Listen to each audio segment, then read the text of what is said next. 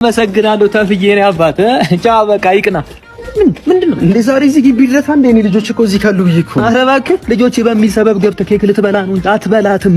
ልጆችም አልተጠሩም አይጠሩም መቼም የሉም። የኔ ልጆች ልደታቸውን ሲያከብሩ አንተ ልጆቹ ሁሉ አንዴ የሚጠሩት በድፎ ዳቦና በዳቦ ቆሎ እያከበርክ እዚህ ኬክ ልትበላ አትበላም። የኬኩ ታይም ሲያልቅ የድፎ ዳቦ ላይ እንጠራቸዋለን። ሂድ እኔ ካንተ እንደዚህ አይነት ነገር አልጠብቅም ነበር። እሺ እባክህ በጆ ልጆች ሆዳቸውን ነፍታ አዳር እኮ ነው ሲያገሱብኝ ያደሩት ልጆቼ እኮ። በዛ ላይ 10 ሃፒ በርዝዴ በሉ እያልክ ጉሮሯቸውን ፍቀ 3 ቀን ነው ድምጻቸው የተዘጋው። እዚህ ሰማሽው በጂፓስ ነው የሚቀወጥልህ። እየሰማችሁ ሰው ባለው ነው ታዲያ ባለው ነው ሳይኖርህ አንድ ቀን ደህና ነገር ሳታበላቸው ልጆችን እንደ አበባ ብቻ ውሃ እያጠጣቸው እዚህ አደረስካቸው አይደል? እሱ አልበቃ ብሎ የሴቷን ስም ጽጌረዳ አልከው። እሱን ችግር የለው ምን አለ ለአናታቸው እንኳን ቅባት ብትገዛላቸው ቆሮቆራቸው አናታቸው ላይ ተዘናፍሉ።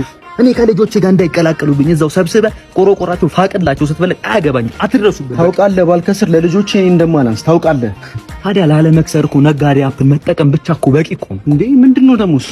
ይኸውልህ የዳታ ማኔጂንግ ሲስተም ሲሆን 3 ዋና አገልግሎቶችን ይሰጣል። ኢንቨንተሪ ትራኪንግ፣ ፕሮፊት ካልኩሌቲንግ እና ሪፖርት ጀነሬቲንግ። ደግሞ ከየትኛው የመንግስት ተቋም ጋር ነፃ ሲሆን የትም ሀገር ሆነ ይሰራላል። በዛ ላይ ሁሉ ነገር ተጠቅመ በወር 100 ብር ብቻ ነው የምትከፍለው ማለት ነው። በፈለግኩ አይነት አማራጭ መክፈል ትችላለህ። ኬክ ግን አትበላት።